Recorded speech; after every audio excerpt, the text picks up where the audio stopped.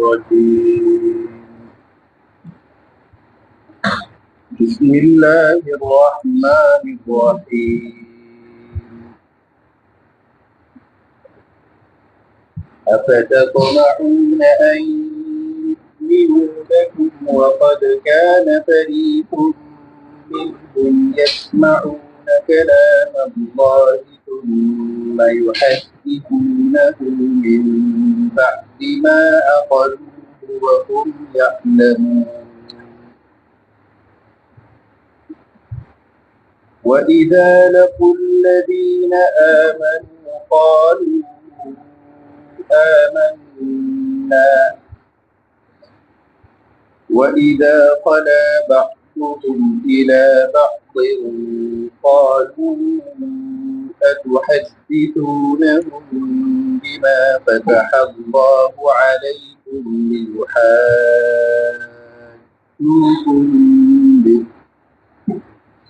ليحاجوكم به عند ربكم أفلا تعقلون أولا يعلمون أن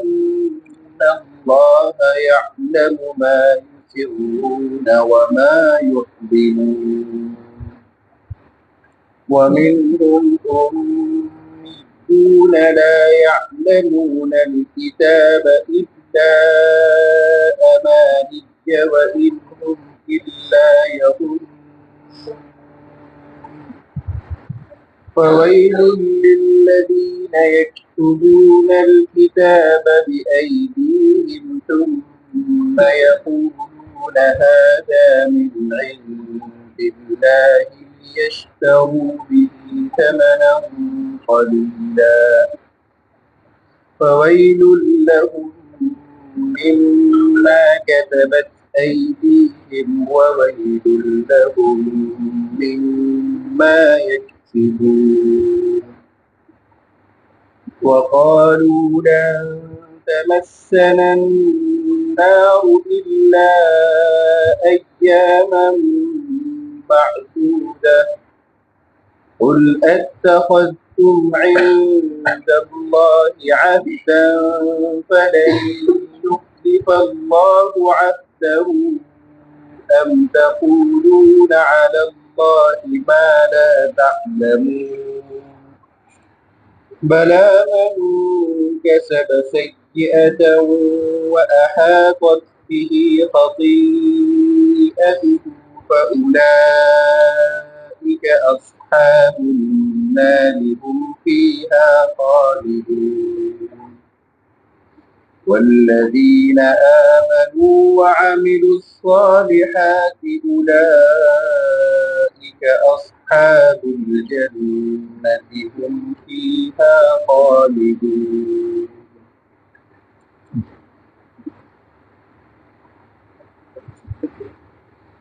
بسم الله الرحمن الرحيم وبه نستعين وصلى الله على النبي الكريم وعلى آله وصحبه أجمعين أعوذ بالله من الشيطان الرجيم أفتطمعون أن يؤمنوا لكم وقد كان فريق منهم يسمعون كلام الله ثم يحرفونه من بعد ما عقلوه وهم يعلمون. اب یہاں جو خطاب ہے فتطمعون میں وہ حضرت صلی اللہ علیہ وسلم اور آپ کے صحابہ کو، خاص طور سے حضرات انصار کو، اور یہ بات کہی جا رہی ہے کہ کیا تم اس کی خواہش رکھتے ہو کہ وہ تمہارے لیے ایمان لے آئیں گے، جبکہ ان میں کچھ لوگ اللہ کا کلام سنتے ہیں اور پھر سمجھنے بوجھنے کے بعد بھی اس میں تحریف کر دیا کرتے ہیں،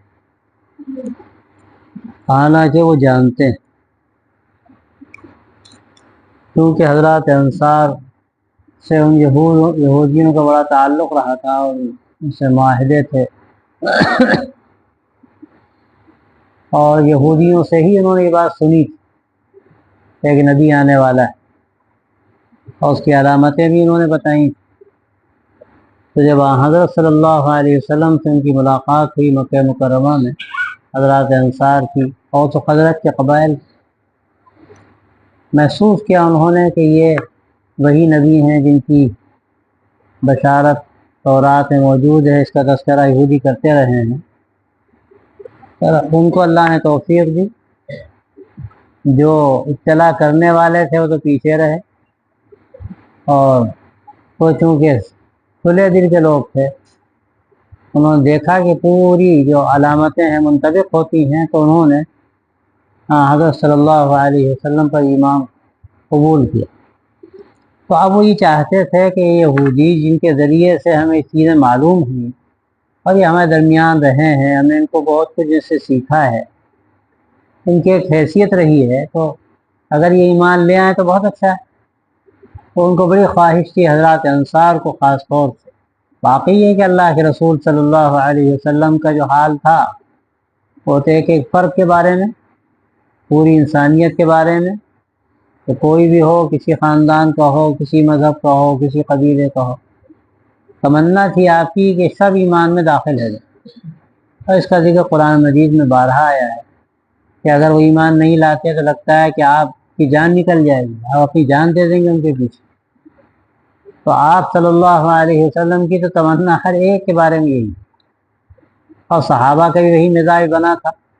وہ اسی طرح ڈھل گئے تھے جیسے اللہ کے نبی صلی اللہ علیہ وسلم نے ان کو ڈھالا تھا۔ جو آپ چاہتے تھے وہی حضرات صحابہ کی منشا ہوتی تھی، تو وہ بھی چاہتے تھے کہ لوگ ایمان میں داخل ہو جائیں اور اللہ تعالیٰ ان کو جہنم کی آگ سے بچا لے۔ ایک تمنا، عمومی تمنا سب کے لیے یہ رہتی تھی کہ سب ایمان میں آ جائیں، لیکن خاص طور سے یہودیوں کے بارے میں ان حضرات کا تو خیال تھا ہی کہ ایمان لے آئیں، یہ اہل کتاب ہیں، ان کے پاس دلائل بھی موجود ہیں آپ صلی اللہ علیہ وسلم کی نبوت کے، تو ان کے لیے کوئی زیادہ مشکل نہیں ہے۔ اور حضرات انصار بطور خاص سوچتے تھے کہ ایمان لے آئیں گے، ان کا بڑا ساتھ رہا ہے، یہاں پھر دوبارہ ساتھ ہو جائے گا، اور یہاں بھی رہے گا، جنت میں بھی ساتھ رہے گا۔ اللہ تعالیٰ اسی کو بیان فرماتا ہے، افتطمعون ان یؤمنوا لکم، کیا آپ کو یہ خواہش ہے کہ وہ ایمان لے آئیں گے آپ کے لیے؟ لکم یہ لام وہ ہے سببیہ کہہ سکتے ہیں اس کو، کہ گویا کہ وہ تمہاری دعوت پر، تمہارے کہنے پر تم سمجھتے ہو وہ ایمان لے آئیں گے۔ تو اللہ تعالیٰ آگے فرماتا ہے کہ ان کا حال تو یہ ہے کہ ان میں کچھ لوگ ہیں جو اللہ کا کلام سنتے ہیں اور پھر اچھی طرح سمجھنے کے باوجود وہ تحریف کرتے ہیں، حالانکہ خوب جانتے ہیں۔ آج اس میں دو باتیں الگ الگ کہی گئی، ایک تو یہ کہ اللہ کا کلام سنتے ہیں، کلام اللہ کا وہ جو ان کے پاس پہلے سے موجود تھا تورات کی شکل میں، حضرت موسیٰ علیہ السلام کو اللہ نے کتاب دی تھی جس میں احکامات تھے، پوری شریعت تھی۔ یہودیوں کا قصہ یہ تھا کہ وہ اس میں اپنے من سے تحریف کرتے تھے، اپنی خواہش کے مطابق اس میں تبدیلیاں کرتے تھے۔ ایسا نہیں تھا کہ وہ جہالت میں کرتے ہوں، نادانی میں کرتے ہوں، وہ سمجھ نہ پاتے ہوں، سب جانتے تھے۔ اس تورات کے اس آیت میں یا اس جملے میں کیا کہا جا رہا ہے؟ ان میں بڑے بڑے علماء تھے، زبان کے جاننے والے تھے، شریعت کے جاننے والے تھے، خوب جانتے تھے کہ کیا کہا جا رہا ہے، لیکن وہ اس میں تبدیلیاں کرتے تھے۔ اور تبدیلیوں کا جو مقصد تھا ان کا، وہ مختلف مقاصد ہوتے تھے، جن میں سب سے بڑا مقصد یہ تھا کہ پیسہ ملے۔ جو کوئی بڑا ساہوکار ہے، کوئی بڑا سیٹ ہے، اب اگر اس کے مطلب کا فتویٰ دیں گے تو وہ کچھ نواز دے گا، کچھ دے دے گا، یہ مزاج ان کا تھا۔ تو یہ نہیں دیکھتے تھے کہ حکم شریعت کیا ہے، وہ ان کو خوش کرنے کے لیے اس میں تبدیلی کر کے فتویٰ بتا دیتے تاکہ پیسہ مل جائے، یہ ان کا طریقہ تھا۔ حالانکہ جانتے تھے کہ مسئلہ کچھ اور ہے، ایسا نہیں تھا کہ جانتے نہ ہو۔ اس کے واقعات احادیث میں آتے ہیں کہ ایک شخص نے زنا کیا، اب وہ چاہتے تھے کہ اس کو سزا نہ ملے، تو تورات کا مسئلہ خوب جانتے تھے، لیکن کیا چلو پوچھیں محمد صلی اللہ علیہ وسلم سے پوچھیں وہ کیا کہتے ہیں۔ اب وہ آئے اور آ کر پوچھنے لگے تو آپ صلی اللہ علیہ وسلم نے تورات کے مطابق فتویٰ بتایا، اور پھر ان سے کہا لے کر آؤ، کتاب لے کر آؤ اور دیکھو وہاں تمہارے ہاں کیا حکم لکھا ہوا ہے؟ وہ تورات لے کر آئے تو جہاں وہ حکم لکھا ہوا تھا وہاں پہ انگلی رکھ دی تاکہ دیکھ نہ لے کوئی. لیکن ایک صحابی جو پہلے یہودی تھے مسلمان ہو گئے، وہ جانتے تھے، ان کو انگلی ہٹاؤ یہاں سے، کیا لکھا ہے دیکھو پڑھو، وہاں موجود تھا حکم. تو یہ عجیب ان کا مزاج تھا کہ وہ تبدیلیاں کرتے رہتے، جانتے تھے کہ حکم کیا ہے. یہ یہاں پہ جو کہا گیا کہ یسمعون کلام اللہ ثم یحرفونہ من بعد ما عقلوہ، اچھی طرح سمجھتے تھے کہ حکم یہ ہے، ان کی آنکھوں کے سامنے تھا، سنتے بھی تھے، پڑھتے بھی تھے اور سب جانتے تھے، لیکن تبدیلی کرتے تھے. اور تبدیلی کرنے کا مقصد وہی تھا، ایک تو یہ کہ فتویٰ کسی ساہوکار کے مطابق دے دو وہ پیسہ دے گا، اور دوسرے ایک یہ بھی ہوتا تھا کہ کوئی سزا ملنی ہے، کوئی بڑا آدمی ہے، ارے کوئی مسئلہ نکالو، کہیں تو کوئی ایسی ترتیب نکالو کہ بچ جائے گی، بڑا آدمی ہے اس کو سزا کیسے دی جائے گی. اب وہ اس میں ہیر پھیر کر کر کے کچھ نہ کچھ کوشش کرتے تھے کہ اس کو سزا نہ ملے. اور معمولی آدمی اگر کوئی غلطی کرتا تھا تو صاف صاف کہہ دیتے تھے کہ ہاں اس کو تو فلاں سزا دی جائے گی. تو یہ مختلف مقاصد تھے ان کے. یہ سارا ہیر پھیر ان کی مزاج میں شروع سے داخل، پہلے بھی یہ کام کیا کرتے رہے وہ، اور پھر حضور اقدس صلی اللہ علیہ وسلم کے زمانے میں بھی ان کا یہ طریقہ تھا کہ سمجھتے بوجھتے جانتے بوجھتے وہ اس میں تحریف کرتے رہتے تھے. وہم یعلمون، حالانکہ وہ جانتے ہیں. یعنی دو چیزیں، ایک تو یہ جانتے تھے اس میں یہ کیا لکھا ہوا ہے، تورات کا حکم کیا ہے، جانتے ہوئے اس کو سمجھتے ہوئے وہ تحریف کرتے تھے. اور دوسرے یہ کہ وہ سمجھ رہے ہوتے تھے کہ ہم غلط کر رہے ہیں، وہ سمجھ رہے ہوتے تھے کہ ہم غلط بتا رہے ہیں، ٹھیک ہے، معلوم تھا ان کو کیا لکھا ہوا ہے، اور یہ بھی پتا تھا کہ اس میں اللہ کی منشا کیا ہے، شریعت کا حکم کیا ہے. اس کے عالم تھے وہ سب جانتے تھے، لیکن جانتے بوجھتے کہ ہم غلط بتا رہے ہیں، اس کے باوجود وہ یہ تماشے کرتے تھے، تحریف کرتے تھے، تبدیلیاں کرتے تھے. یہ یہودیوں کا مزاج، اور یہ مزاج شروع سے اسرائیلی مزاج ہے جس کا تذکرہ ہوتا چلا آ رہا ہے کہ کیا کسر تھی جو انہوں نے چھوڑی نہ ہو، کس طرح سے انہوں نے انبیاء علیہ السلام کو ستایا، شریعت میں تبدیلیاں کی، اپنے مزاج کے موافق ڈھالنے کی کوشش کی. اللہ کے حکم کی ان کے یہاں کوئی قیمت نہیں تھی. وہ سمجھتے تھے ہم تو خدا کے بیٹے ہیں، خدا کے چہیتے ہیں، ہمارا کون کیا بگاڑ لے گا. ابھی آگے اس کی بھی تفسیر کچھ آ رہی. وَإِذَا لَقُوا الَّذِينَ آمَنُوا قَالُوا آمَنَّا وَإِذَا خَلَا بَعْضُهُمْ إِلَىٰ بَعْضٍ قَالُوا أَتُحَدِّثُونَهُم بِمَا فَتَحَ اللَّهُ عَلَيْكُمْ لِيُحَاجُّوكُم بِهِ عِندَ رَبِّكُمْ أَفَلَا تَعْقِلُونَ. یہ ان منافق یہودیوں کا تذکرہ ہے.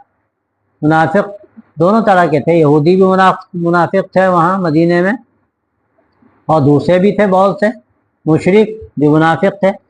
اور ظاہر یہ بات پہلے بھی آ چکی ہے کہ نفاق کا مقصد یہی ہوتا تھا کہ وہ دونوں طرف منہ ماریں، وہ دونوں طرف منہ ماریں، اور جہاں بھی ان کو دنیا ملے وہ دنیا بٹوریں. ان کا مقصد یہ نہیں تھا کہ کسی حق بات کو اختیار کریں اور صحیح راستہ ان کو مل جائے. مقصد یہ ہوتا تھا کہ دونوں جگہ سے دنیا بٹوریں. یہاں آتے تھے دیکھتے تھے کچھ دنیا کا فائدہ ہے تو کہتے ہم تو تمہارے ساتھ ہیں، اور وہاں جا کے دیکھتے تھے کچھ فائدہ ہو رہا ہے تو کہتے وہاں تک جا کے ہنسی ٹھٹا کرتے ہیں تو تمہارے ساتھ ہیں. تو یہودیوں میں جو منافقین تھے یہاں ان کا تذکرہ ہے کہ جب ایمان والوں سے ملتے تھے تو کہتے تھے ہم تو مسلمان ہیں، آپ کے ساتھ ہیں. وَإِذَا خَلَا بَعْضُهُمْ إِلَىٰ بَعْضٍ قَالُوا أَتُحَدِّثُونَهُم بِمَا فَتَحَ اللَّهُ عَلَيْكُمْ. اور اس میں ہوتا یہ تھا کہ بعض منافق یہودی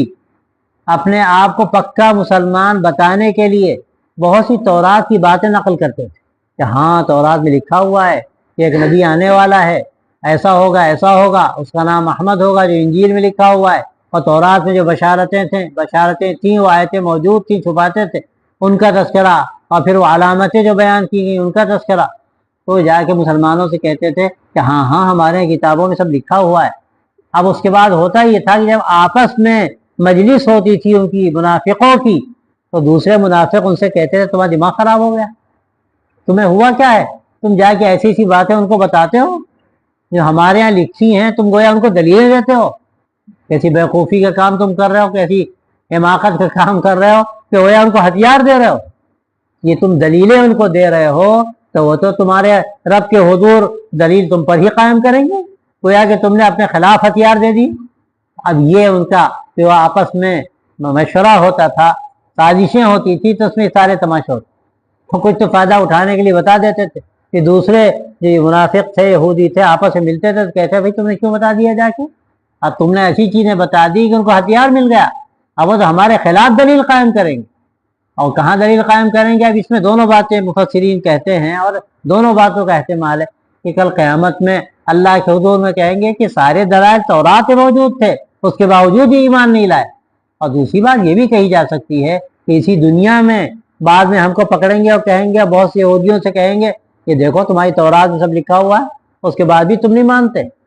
تو یہ ایک دلیل تم ان کو گویا کہ دے رہے ہو، تو کیسی حماقت کا کام کر رہا ہو؟ تمہیں تو ان کو کچھ بتانا نہیں چاہیے، راز کی بات ہے یہ ہماری کتابوں میں لکھی ہوئی ہیں، تو ان کو جا کے تم کیوں بتاتے ہو؟ تو یہ وہ اپنے آپس میں باتیں کرتے تھے کہ تم ایک دوسرے کے ساتھ تنہائی میں ہوتے ہیں تو کہتے ہیں کہ کیا تم لوگ ان لوگوں کو وہ باتیں بتاتے ہو جو اللہ نے تم پر کھولی ہیں، اللہ نے تم پر کھولی، مطلب تمہاری کتاب میں تم جانتے ہو، تاکہ وہ اس سے تمہارے رب کے پاس تم پر دلیلیں قائم کر لیں۔ یعنی تم خود بیوقوفی کا کام کر رہے ہو، اپنے خلاف دلیلیں دے رہے ہو، کیا تم عقل نہیں رکھتے؟ افلا تعقلون، کیسی ناسمجھی کا کام کر رہے ہو؟ یہاں ایک واقعہ بھی نقل کیا جاتا ہے کہ ایک مرتبہ آپ صلی اللہ علیہ وسلم نے یہودیوں کو خطاب کر کے جملہ استعمال فرمایا کہ اے خنزیروں اور بندروں کے بھائیوں، اس طرح کوئی بات کہی تو وہ چونکے اور کہنے لگے کہ آپ نے یہ بات کیسے کہہ دی؟ تو آپ نے فرمایا یہ اگرچہ حدیث پائے کہ نہیں ہے لیکن اس کو نقل کیا جاتا ہے اس طرح کے واقعات جس سے اس آیت کے سمجھنے میں مدد ملے۔ تو آپ نے کہا کہ تم ہی لوگوں نے بتایا کہ تمہارے ساتھ ایسا ہوا تھا۔ تو اب بس جب یہ بات ان کو پتہ چلی تو بعد میں اپنے لوگوں سے کہنے لگے تم کیا تماشے کرتے ہو کہ تورات کی باتیں جا کے ان کو بتاتے ہو تاکہ اب موقع مل جائے ان کو کہنے سننے کا۔ تو یہ اس طرح کی باتیں بھی کبھی ہوتی تھیں،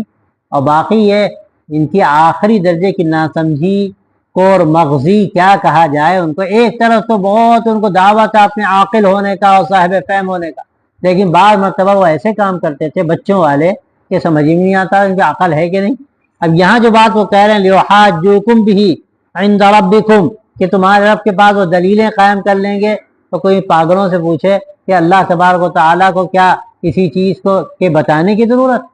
وہ تو پہلے سے جانتا ہے، تورات تو اسی نے اتاری ہے، تم پر اتاری، وہ سارے جو دلائل ہیں وہ سب اللہ تبارک و تعالیٰ کے علم میں ہیں، تو اگر تم چھپا بھی لوگے تو کون سا تیر مارو؟ تو آگے اللہ اسی لیے فرماتا ہے اولا یعلمون ان اللہ یعلم ما یسرون وما یعلنون، کیا جانتے نہیں کہ اللہ تعالیٰ تو سب کچھ جانتا ہے، جو چھپاتے ہیں جو ظاہر کرتے ہیں سب اللہ کے علم میں۔ تو یہ نادانی جو کر رہے ہیں آپس کی باتیں کہ بتاؤ نہ، بتاؤ گے تو بس یہ دلیلیں قائم کریں گے اللہ کے پاس، تو کیسی پاگل پن کی بات ہے؟ اللہ تو پہلے بھی جانتا ہے، تم بتاؤ ان کو یا نہ بتاؤ، کل اللہ تبارک و تعالیٰ خود ہی حقائق کھول دے گا، قیامت میں سارا کچا چھٹا سامنے آ جائے گا، دودھ کا دودھ پانی کا پانی ہو جائے گا، کیا چھپاؤ گے وہاں؟ تو اللہ تعالیٰ کے علم میں تو سب کچھ ہے، اور جو آپس سے تم باتیں کر رہے ہو نا یہ بھی اللہ جانتا ہے۔ تو سمجھتے ہو کہ ان کو پتہ نہیں، محمد صلی اللہ علیہ وسلم کو پتہ نہیں، آپ کے صحابہ کو پتہ نہیں؟ تم جو چھپ کے باتیں کرتے ہو، تنہائی میں باتیں کرتے ہو، اللہ تعالیٰ آسمان سے وحی اتارتا ہے اور سارے حقائق ان کو بتا دیتا ہے۔ اور یہ سامنے ہمارے آیتیں ہیں، یہ آیتیں خود اس بات کی دلیل ہے کہ تم چھپا چھپا کے باتیں کر رہے ہو، کہ یہ باتیں سے نہ کہو، تم باتیں کرو گے تو یہ تمہارے خلاف دلیل قائم کر لیں گے۔ ارے اللہ سب کچھ جانتا ہے، اور اللہ تعالیٰ خود بتاتا ہے ان لوگوں کو، اللہ کی وحی آ رہی ہے حضرت محمد صلی اللہ علیہ وسلم پر، تو کیا ان سے کچھ چھپانا ممکن ہے؟ تم جو اندر چھپا کے رکھتے ہو، ان کے خلاف دلیل قائم کرنا چاہتے ہو، ان کے خلاف سازشیں کرتے ہو، اللہ تعالیٰ سب کھول دیتا ہے، سارے حقائق سامنے آ جاتے ہیں۔ تو یہ نادانی کی باتیں کرتے ہوئے سے حاصل کیا؟ وَمِنْهُمْ أُمِّيُّونَ لَا يَعْلَمُونَ الْكِتَابَ إِلَّا أَمَانِيَّ وَإِنْهُمْ إِلَّا يَظُنُّونَ، اور یہ یہودیوں میں ان پڑھ بھی تھے بہت سارے، کچھ جانتے نہیں تھے، پڑھے لکھے نہیں تھے۔ لا يعلمون الکتاب الا امانیہ، کتاب کا تو علم ان کے پاس کچھ تھا نہیں سوائے تمناؤں کے، اور وہ صرف اٹکل مارتے رہتے تھے۔ قصہ یہ تھا کہ جو جاہل قسم کے عوام تھے، عام لوگ تھے، یہودی علماء ان کو جو پٹی پڑھاتے تھے بس وہ اسی کو سمجھتے تھے یہی سب کچھ ہے۔ یہ بات ایک عام ان کی زبانوں پر تھی کہ نحن ابناء اللہ و احباؤہ، کہ ہم تو خدا کے چہیتے ہیں، ہمارے بڑے تو ہم کو بخشوا لیں گے،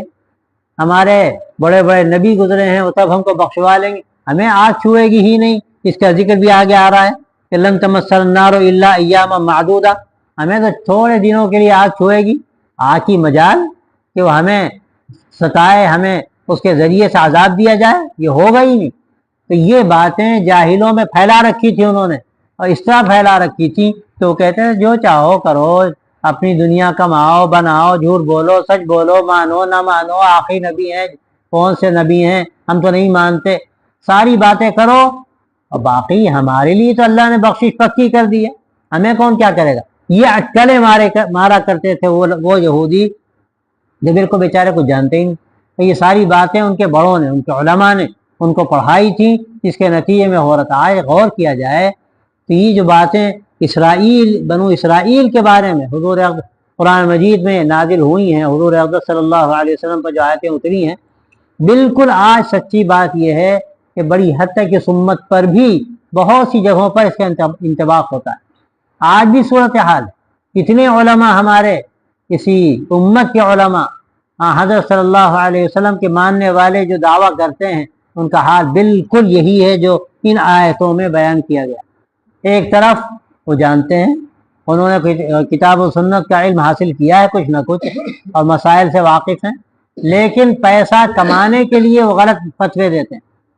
پیسہ کمانے کے لیے غلط فتوے دیتے ہیں کہ بھائی ان کو اگر بھی فتویٰ دے دیں گے تو ان سے بڑی امیدیں ہیں، ہمیں کوئی عہدہ مل جائے گا، ہمیں اتنی رقم مل جائے گی، ہمیں فلاں ہو جائے گا۔ ایک بڑی تعداد ہے علماء کی جس طرح کی غلط باتیں بتا دیتی ہے اپنے پیسہ کمانے کے لیے، دھندے کے لیے۔ اور دوسرے ایسا بھی ہوتا ہے کہ انہوں نے عوام کو بہت سی تمناؤں میں رکھا ہے،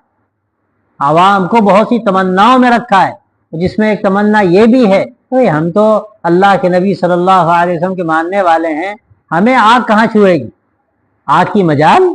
آگ اگر چھوئے گی قریب بھی آئے گی تو ہم کہہ دیں گے ہم تو محمد صلی اللہ علیہ وسلم کے ماننے والے ہیں، ہم آپ کے امتی ہیں، تمہاری مجال کہ ہمارے قریب آؤ۔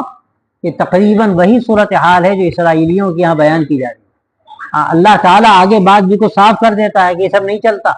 اللہ کے یہاں رشتے نہیں چلتے، اللہ کے یہاں تو دیکھا یہ جاتا ہے کہ تمہارا کام کیا ہے، تمہارے اعمال کیا ہیں، تمہارا عقیدہ کیا ہے۔ یہ مت سمجھنا کہ تم آخری امت میں ہو، اللہ کے نبی صلی اللہ علیہ وسلم کا صرف تم نے نام لیا لیکن آپ کی نافرمانی کی،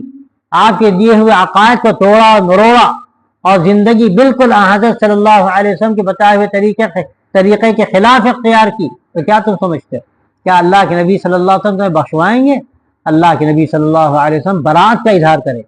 برات کا اظہار کریں گے۔ یہ تو آتا ہے حدیثوں میں بھی کہ حوض کوثر پر ایسے لوگ لائے جائیں گے، اور بعضوں کے بارے میں آپ کے ذہن میں بات آئے گی کہ ہمارے لوگ ہیں، تو کہا جائے گا یہ آپ کے نہیں ہیں، انہوں نے تو آپ کے بعد نہ جانے کیا کیا چیزیں ایجاد کر لی اور کیا کیا دین میں تحریفات کی، بس ان کو پھیر دیا جائے گا اور محروم کر دیا جائے گا۔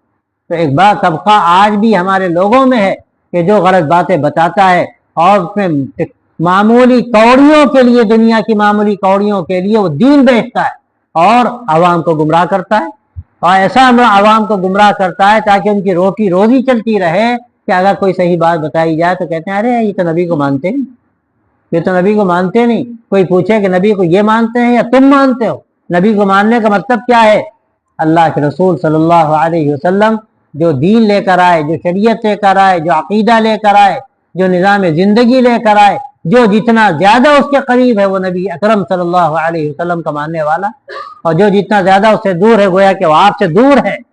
آپ سے دور ہے، وہ آپ صلی اللہ علیہ وسلم شفاعت کے مستحق کیا ہوگا؟ وہ آپ کی لعنت کا مستحق ہوگا۔ اسی اس نے حضور صلی اللہ علیہ وسلم کے دین میں تحریفات کی، اس کو مسخ کیا۔ تو اس وقت بھی اور پہلے بھی زمانہ جو گزرا ہے اس میں ایسے لوگ رہے کہ جنہوں نے جاننے کے باوجود، قرآن و حدیث کا علم ہونے کے باوجود، صرف اپنی دنیا کی کمائی کے لیے، دنیا کے فائدوں کے لیے، عہدوں کے لیے تحریفات کی، اور دوسرے یہ کہ عوام کو گمراہ کیا۔ بیچارے جاہل کیا جانے، ان کا تو حال یہ ہے کہ ان سے کہہ دیا تم نے، ہاتھ میں ہاتھ دے دیا، تم مرید ہو گئے، اب اس کے بعد تو یہ خدا ہیں تمہارے لیے، جو چاہیں کریں، چاہے نماز معاف کریں، چاہے روزے معاف کریں۔ یہ ہو رہا ہے دنیا میں۔ پیر صاحب آئے اور آ کر انہوں نے کہا بھائی کتنے کی نمازیں معاف کرانی ہے؟ پیر صاحب چلو 1 مہینے کی معاف کر دو، لاؤ 500 روپے، 500 रुपए दे दो तुम्हारी 1 महीने की नमाज माफ,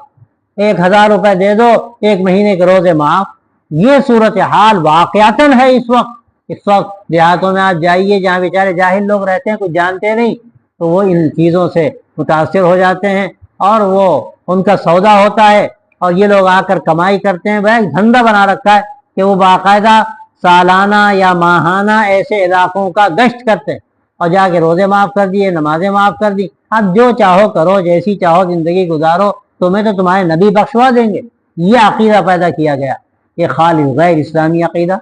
अल्लाह के नबी सल्लल्लाहु अलैहि वसल्लम ने जो हमें दीन अता फरमाया उससे बिल्कुल हटा हुआ अकीदा और खालिस ही बनु इसराइल का अकीदा और बनु इसराइल का वो तरीक़ा ज़िंदगी जो कुरान मजीद यहाँ बयान कर रहा है, वो इस वक्त मुंतबिक होता है। मैं पहले भी बात अर्ज़ की कि कुरान मजीद में ये वाक़यात क्यों बयान किए गए, इसीलिए बयान किए गए कि हम गौर करें, अपनी ज़िंदगी का जायज़ा लें कि खुद हमारा हाल क्या है। तो ये उन जाहिलों का हाल बयान किया गया कि बस तमन्नाओं में रहते थे, कुछ जानते नहीं थे, किताब का इल्म नहीं था, वह इनहुम इल्ला यज़ुन्नून, अटकल मारते रहते थे। फ़वैलुल लिल्लज़ीना यक्तुबूनल किताब बिअयदीहिम सुम्मा यक़ूलून हाज़ा मिन इंदिल्लाह लियश्तरू बिही समनन क़लीला फ़वैलुल लहुम मिम्मा कतबत अयदीहिम ववैलुल लहुम मिम्मा यक्सिबून। और फरमाया कि जो लोग अपने हाथों से लिखते हैं किताब को, यानी अल्लाह की तरफ से वो चीज़ नहीं है, अपने हाथों से, ये इसमें जोर देने के लिए बेईदीहिम का लफ्ज़ इस्तेमाल फरमाया, वरना ज़ाहिर आदमी पाँव से नहीं लिखता, हाथी से लिखता है। लेकिन यहाँ ये बात इसलिए कही जा रही है कि वो अपने हाथों से लिखते हैं, गोया कि खुद उनका अपने दिमाग, अपने दिल में जो बातें आती हैं वो लिखते हैं, उसका अल्लाह के कलाम से कोई ताल्लुक नहीं, अपने हाथों से लिखते हैं। और फिर क्या कहते हैं, हाज़ा मिन इंदिल्लाह, ये अल्लाह की तरफ से खुद लिख के देते हैं और कहते हैं कि अल्लाह की तरफ से। और क्यों ऐसा करते हैं, लियश्तरू बिही समनन क़लीला, ताकि उससे अपने जिन्होंने जो लिखा है उससे वो दुनिया कमाए, मामूली दाम हासिल कर लें, ताकि उससे कुछ मामूली दाम हासिल कर लें, मामूली दुनिया की खातिर वो दीन बेचते हैं और अपनी तरफ से लिख के देते हैं और कहते हैं अल्लाह का हुक्म है, अल्लाह की किताब है, अल्लाह ने उतारा है, हालांकि ऐसा कुछ भी नहीं होता। तो अल्लाह ताला फरमाता है कि फ़वैलुल लहुम मिम्मा कतबत अयदीहिम ववैलुल लहुम मिम्मा यक्सिबून। तो उनके लिए दो तरह से खराबी, उनकी बर्बादी दो हैसियतों से, एक इस हैसियत से है कि वो अपने हाथों लिखते हैं और अल्लाह की तरफ मंसूब करते हैं। फी नफ्सी, ये अमल क्या मामूली था, तबाही के लिए यही काफ़ी था कि अल्लाह की तरफ गलत चीज़ों की निस्बत करें। और फिर दूसरी बात ये तबाही की कि वो सिर्फ इसलिए कर रहे हैं, अगर इसलिए करते हैं कि कोई उनका इज्तिहाद था, कोई एक नई बात उन्होंने समझी थी और वो दीन लोगों में फैलाने के लिए गलत बात कह रहे थे, जैसे कि पोलस ने ये बात कही है, अजीब बात है। तौरात में एक जुमला उसका मंकूल है पोलस का, जो सबसे बड़ा बदमाश था, मुहर्रिफ था, ईसाइयत इस्लाम था वो हकीकत में, वह ईसाइयत को उसने बिल्कुल बदल डाला। उसने खुद ये जुमला लिखा है, क्या लोगों को भलाई पर लाने के लिए मैं झूठ नहीं बोल सकता, कि मेरे ऊपर क्यों इल्ज़ाम आता है, किसी खैर को वजूद में लाने के लिए क्या मैं शर इख्तियार नहीं कर सकता। ये उसका जो नजरिया था, ये फिक्र थी, इससे खुद पूरी इमारत मुनहदिम हो जाती। गोया कि खुद ही तौरात इस बात का एतराफ़ करती है कि वो पोलस जिसने इस दीन ईसाइयत और मसीहियत की गोया कि इमारत खड़ी की, उसका हाल ये है कि खुद कहता है कि गोया मैं झूठ बोलता हूँ, मैं लोगों को मुतासिर करने के लिए, मरूब करने के लिए झूठ बोलता हूँ। यही तो बात हुई ना। तो यही सूरत हाल उनकी थी कि इसके लिए भी अगर वो करते, यानी कुछ ये बात आदमी सोचता कि लोगों को दीन से करीब करने के लिए झूठी बात कह रहे हैं, जैसे ज़माने में तमाशा है, फैशन है, बहुत से लोग झूठ बोलते हैं। और झूठ क्यों बोलते हैं, इसलिए झूठ बोलते हैं कि अच्छे अच्छे ख्वाब सुनाएंगे झूठे और वाक़यात गढ़ के सुनाएंगे, लोगों पर असर पड़ेगा और लोगों पर असर पड़ेगा तो लोग दीन से करीब हो जाएंगे। ऐसे लोगों के लिए भी कुरान कहता है कि हलाकत है, बर्बादी है ऐसे लोगों के लिए जो झूठी बातें कहते हैं, कोई भी नियत हो, लेकिन अगर वो झूठ अल्लाह की तरफ किसी चीज़ को मंसूब करते हैं, कोई झूठ अल्लाह के नबी की तरफ वो मंसूब करते हैं, कोई झूठ वो शरीयत की तरफ मंसूब करते हैं, तो याद रखिए ये खुद अपनी जगह पर हलाकत और बर्बादी का अमल है। तो ये काम भी वो करते थे। आगे मजीद ये बात कही जा रही है कि फ़वैलुल लहुम मिम्मा यक्सिबून। दूसरी एक और मजीद हलाकत ये कि इस तरह का कोई मकसद नहीं था, खाली दुनिया कमाने के लिए वो करते थे। जो दुनिया कमाने के लिए करे और ऐसी हकीर घटिया हरकत करे اس سے بڑی بربادی کس کے لیے؟ تو ڈبل بربادی ان کے لیے، ایک تو غلط کام کر رہے ہیں اور پھر یہ کہ اس کے ذریعے سے کیا کر رہے ہیں، وہ جو کما رہے ہیں وہ کمانا ان کا خود ان کے لیے ہلاکت و بربادی ہے، اور وہ گویا کہ غلط کام جو کر رہے ہیں بس ان کی تباہی ہے اس سے بھی جو انہوں نے اپنے ہاتھ لکھ لیا، اور ان کے لیے خرابی ہے اس سے بھی جو وہ کماتے ہیں۔ دونوں کام ان کے ایسے ہیں جو اپنی جگہ خود بہت ہی خراب اور یعنی بربادی کی طرف لے جانے والے ہیں، اور ان دونوں کا یہاں پر تذکرہ کر کے اس کی شناعت و قباحت کا بیان کیا گیا۔ وَقَالُوا لَن تَمَسَّنَا النَّارُ إِلَّا أَيَّامًا مَّعْدُودَةً قُلِ اتَّخَذْتُمْ عِندَ اللَّهِ عَهْدًا فَلَن يُخْلِفَ اللَّهُ وَعْدَهُ أَمْ تَقُولُونَ عَلَى اللَّهِ مَا لَا تَعْلَمُونَ۔ وہ کہتے ہیں کہ آگ تو ہمیں چھو نہیں سکتی، وہ کہتے ہیں چند گنے چنے دنوں کے علاوہ آگ ہم کو چھو ہی نہیں سکتی۔ آپ فرما دیجئے کہ کیا تم نے اللہ سے کوئی عہد لیا ہے کہ اللہ اپنے معاہدے کے خلاف نہیں کرے گا، یا تم اللہ کے ذمے وہ بات لگا رہے ہو جس کا تمہیں خود بھی پتہ نہیں؟ یعنی وہ جو بات کہہ رہے تھے اس کا ذکر ہے، کہاں سے کہہ رہے ہو یہ تم، اور اس کا تفسیر بھی اس کی آتی ہے کہ ان کی مذہبی کتابیں ہیں۔ وہ کہتے تھے وہ 40 دن حضرت موسیٰ علیہ السلام کے ساتھ جو قوم کے لوگ گئے تھے اور انہوں نے اعتکاف کیا تھا، بس وہ کفارہ ہو گیا۔ اب زیادہ سے زیادہ اگر آگ ہمیں چھوئے گی بھی تو 40 دن تک ہمیں آگ میں جانا ہے، اس کے آگے نہیں آگ میں جانا ہے۔ اور بعض روایتوں میں 2-4 دن، اس سے زیادہ نہیں۔ اور ایک جگہ لکھا ہے کہ آگ تو ہمیں چھوئے گی ہی نہیں، لن تمسنا النار کے جو الفاظ ہیں اس سے ہی بات زیادہ قرین قیاس معلوم ہوتی۔ اور یہ کہتے تھے کہ حضرت ابراہیم علیہ السلام جہنم کے دروازے پر بیٹھ جائیں گے،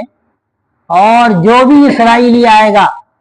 جو بھی بنو اسرائیل کا آئے گا اور مختون ہوگا، بس ایک بات کافی، بس وہ اس کو آگ میں جانے نہیں دے۔ اگر اللہ کی طرف سے حکم بھی ہو گیا کہ تمہیں جہنم میں جانا ہے، حضرت ابراہیم روک دیں گے کہ نہیں، تمہیں جہنم میں نہیں جانا ہے، تم تو بڑے اعلیٰ قسم کے لوگ ہو، اور وہ کنارے کر دیں گے، ان کو واپس جنت میں بھیج دیا جائے۔ یہ ان کے عقائد تھے، اسی کے انہوں نے تذکرہ کیا۔ تو اللہ تبارک و تعالیٰ یہ بات فرما رہا ہے، کیا تم نے کوئی اللہ سے عہد لیا ہے کہ اللہ اپنے عہد کے خلاف نہیں کرے گا؟ یا نہ سمجھی میں بغیر جانے بوجھے جس کا تمہیں کچھ پتہ نہیں وہ باتیں تو اللہ پہ گڑتے رہتے ہو، ایسی باتیں کہتے ہو؟ تو ظاہر ہے کہ یہ ساری باتیں جو کہتے تھے وہ اپنی طرف سے گڑ کے کہا کرتے تھے۔ اللہ تبارک و تعالیٰ تو جو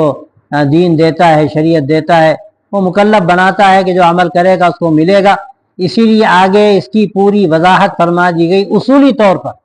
کہ بلا من کسب سیئۃ واحاطت به خطیئته فاولئک اصحاب النار هم فیہا خالدون۔ یہ چکر بازی چھوڑ دو کہ ہم فلاں نسل کے ہیں، ہم فلاں خاندان کے ہیں، ہمیں تو آگ چھوئے گی نہیں۔ یاد رکھو کہ جو بھی برائی کرے گا اور اس کی برائی اس کو گھیرے میں لے لے گی تو یہ وہ لوگ ہیں جو جہنمی ہیں، آگ والے ہیں، اور ہمیشہ جہنم میں رہیں، ہمیشہ جہنم میں رہیں۔ یہاں اکثر لوگ یہی بات کہتے ہیں کہ سیئہ جس کا ذکر ہے، من کسب سیئۃن، یہاں اس کو مفرد نقل کیا گیا، جمع نہیں، سیئات نہیں کہا گیا، سیئہ کہا گیا۔ تو اسے خاص قسم کا وہ مرض مراد ہے، وہ برائی اور وہ گناہ مراد ہے جو سب سے خطرناک گناہ تھا، اور وہ شرک، اور وہ کیا ہے؟ وہ شرک ہے۔ یہاں گویا یہ کہا جا رہا ہے کہ جو شرک کرے گا، شرک کی برائی کرے گا، اور یہ شرک کی برائی ایسی ہے جو احاطت بھی خطیئت، یہ غلطی، یہ برائی آدمی کو اپنے گھیرے میں لے لیتی، یہ برائی آدمی کو اپنے گھیرے میں لے لیتی۔ ورنہ کیا ہے، آدمی اگر ایمان والا ہے، ایمان اس کو اپنے گھیرے میں لے چکا ہے، پھر اگر اس نے کوئی غلطی کی تو وہ غلطی ایسی ہے جو گھیرے میں نہیں لیتی۔ اگر زنا کیا تو زنا ہے، اگر چوری کی تو چوری ہے، اگر ڈاکہ ڈالا تو ڈاکہ ہے،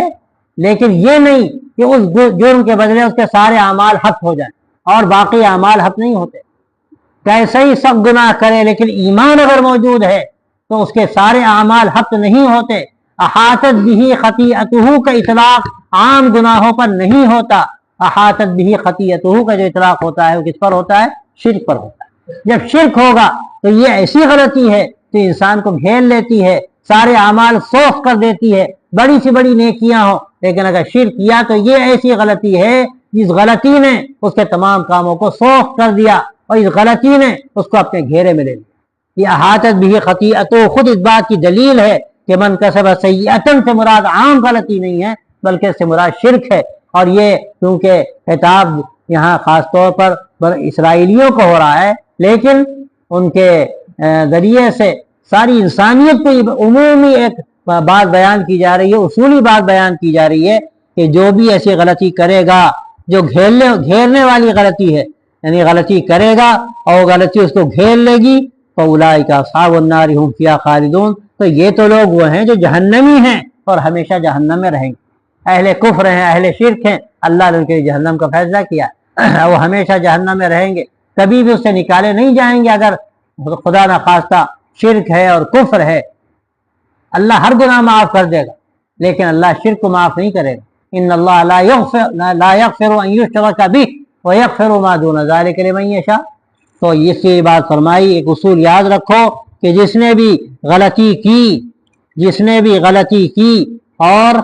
کیوں نہیں جو بھی برائی کمائے گا اور اس کے گناہ اس کو گھیر لیں گے، مطلب یہ ایسی برائی ہے کہ اس کے نتیجے میں اس کی غلطی نے اس کو پورے گھیرے میں لے لیا، تو وہی لوگ آگ والے ہیں، اسی میں ہمیشہ رہیں گے۔ اور پھر آگے بات فرمائی، اور یہ ہم نے پہلے بھی عرض کیا تھا کہ قرآن مجید کو جو مثانی کہا جاتا ہے تو اسی لیے کہا جاتا ہے کہ ہر جگہ دو مضامین آتے ہیں ساتھ ساتھ، اہل کفر اہل ایمان، دوزخ جنت، دوزخ جنت۔ اب یہاں پر جب ذکر آ گیا اہل شرک کا، اس سے بھی اس کی تائید ہوتی ہے کہ اہل شرک کا گویا کہ ذکر آیا، عام غلطی مراد نہیں ہے، اہل شرک کا ذکر آیا، اب اللہ نے اہل ایمان کا ذکر کیا، والذین آمنوا وعملوا الصالحات اولئک اصحاب الجنۃ هم فیہا خالدون، کہ فرمایا کہ جو لوگ ایمان لائے اور انہوں نے اچھے کام کیے، جو لوگ ایمان لائے اور انہوں نے نیک کام کیے، وہ جنت والے ہیں، اسی میں ہمیشہ رہیں گے، وہ جنت والے ہیں، اسی میں ہمیشہ رہیں گے۔ یہ اللہ نے فرما دیا کہ وہ لوگ ہیں جنہوں نے برائی کی، شرک کیا، اور پھر اس غلطی نے ان کو گھیر لیا، ان کی اس غلطی نے ان کو گھیر لیا، تو ہمیشہ جہنم میں۔ اور وہ لوگ جو ایمان لائے اور ایمان کا جو تقاضا ہے اس پر عمل کیا انہوں نے، عمل صالح کیا ہے؟ ایمان کے تقاضے ہیں، اور اگر کوئی عمل صالح صرف کرتا ہے لیکن ایمان نہیں ہے تو اللہ نے ہر جگہ عمل صالح کو ایمان کے ساتھ مربوط فرما دیا کہ عمل صالح تنہا کافی نہیں،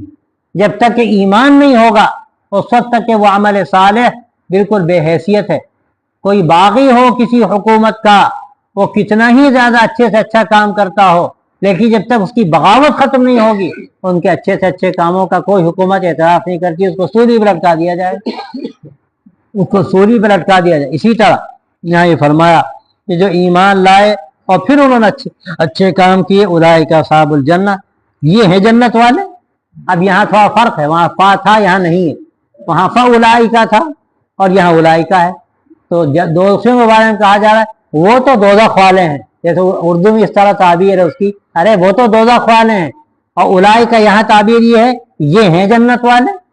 وہ تو دوزخ والے ہیں اور یہ جنت والے ہیں، تو یہ دونوں کا ایک فرق ہے، وہاں فا ہے اور یہاں فا نہیں۔ یہاں ڈائریکٹ گویا کہ کہا جا رہا ہے کہ جو ایمان و عمل صالح والا ہے وہ تو اس کو جنت میں جانا ہی ہے، اس میں کوئی شبے کی بات ہے ہی نہیں، اور وہ تو دوزخ والے ہیں جو یہ سب حرکتیں کرتے رہتے ہیں۔ اور دونوں کے لیے اللہ نے خلود لکھا،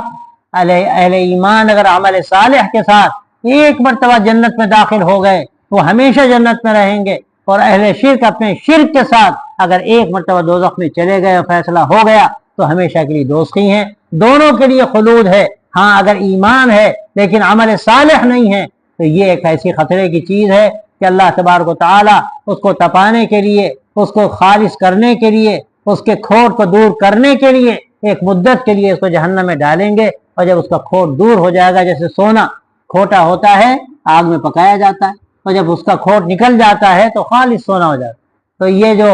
گندگیاں کرنے والے، برائیاں کرنے والے، گناہ کرنے والے، بڑے بڑے گناہ کرنے والے، اور پھر توبہ کی توفیق نہیں ہوئی، تو ایسے لوگوں کو جہنم میں ڈالا جائے گا۔ اس لیے ڈالا جائے گا تاکہ وہ کھڑے ہو جائیں۔ یہ سب کہتے ہیں وہ عذاب نہیں ہے، لیکن ظاہر ہے عذاب ہو نہ ہو، لیکن جہنم میں ڈالا جانا کسی عذاب سے کم ہے۔ دنیا کی تکلیفوں کو بھی اللہ نے عذاب کہا ہے، اور جہنم کی تکلیفیں تو ہیں ہی عذاب، لیکن جو خاص اصطلاح ہے عذاب کی، اس اعتبار سے آپ کہہ سکتے ہیں کہ عذاب نہیں ہے۔ ایمان والوں کو جہنم میں کیوں ڈالا جائے گا؟ ان کو کھڑا کرنے کے لیے، ان کو پاک کرنے کے لیے، ان کو جنت میں لے جانے کے قابل بنانے کے لیے ڈالا جائے، اور جب جنت میں جانے کے قابل ہو جائیں گے जितना ज्यादा खोट होगा उतना ज्यादा पकाना पड़ेगा, जितना ज्यादा खोट होगा, जितना ज्यादा जराइम होंगे, जितनी ज्यादा गंदगियां अंदर घुसी होंगी, तो अल्लाह माफ करे, अल्लाह हम सब की हिफाजत फरमाए, उतनी ज्यादा मुद्दत तक उसको पकाया जाएगा और फिर जन्नत में दाखिल किया जाए। तो अमिलुस सालिहात भी अगर है ईमान के साथ, तब तो पहले मरहले में जन्नत और हमेशा के लिए जन्नत। और अगर खुदा न खास्ता आमिलुस सालिहात नहीं है, सिर्फ आमनू है, तो फिर एक मुद्दत के लिए पकाया जाएगा जहन्नम की आग में, और फिर उनको इंशाअल्लाह हमेशा के लिए जन्नत में दाखिल कर दिया जाए। क्योंकि अल्लाह का करम है, जो गुनाह करने वाले हैं उनके लिए अल्लाह ने तौबा का दरवाज़ा खोला है। अगर गलतियां हुई भी हैं, आदमी तौबा कर ले, अल्लाह की बारगाह में रुजू कर ले, अल्लाह सब गुनाह माफ़ फरमाता है। और हमसे तो रोज़ गुनाह होते हैं, अगर हम मामूल बनाएं अल्लाह की बारगाह में तौबा करने का, इस्तिग़फ़ार करने का। अल्लाह के रसूल सल्लल्लाहु अलैहि वसल्लम फरमाते हैं कि मैं तो अल्लाह की बारगाह में रोज़ाना 100 मरतबा इस्तिग़फ़ार करता हूँ। आप तो मग़फ़ूर थे, मासूम थे, गुफ़िर लहू मा तक़द्दम मिन ज़ंबिही व मा तअख़्ख़र, आपके अव्वल तो गुनाह ही नहीं, कुछ भी है तो सब साफ, सब खत्म, मासूम आपकी ज़ात, लेकिन उसके बावजूद आप 100 मरतबा इस्तिग़फ़ार फरमाते थे। इसमें उम्मत को तलक़ीन थी कि हम तो गुनाहगार लोग हैं, आगे आने वाले लोग हैं जिनसे कैसी कैसी गलतियां होंगी। अब अगर वो तौबा को सामने रखें और हमेशा इस्तिग़फ़ार करते रहें, अल्लाह की बारगाह में तौबा करते रहें, तो अल्लाह ताला उनको आमिलुस सालिहात की फ़हरिस्त में शामिल फरमा दे। जो गलतियां हुई अल्लाह माफ़ कर देगा। हुकूक़ुल इबाद हैं, उनको अदा कर दिया जाए, वो ऐसे माफ़ होते नहीं, वो अदा कर दिए जाएंगे इंशाअल्लाह। फिर वो आमिलुस सालिहात में आ जाएंगे, और जब आमिलुस सालिहात में आ जाएंगे तो अल्लाह उनको हमेशा के लिए जन्नत में दाखिल फरमाए।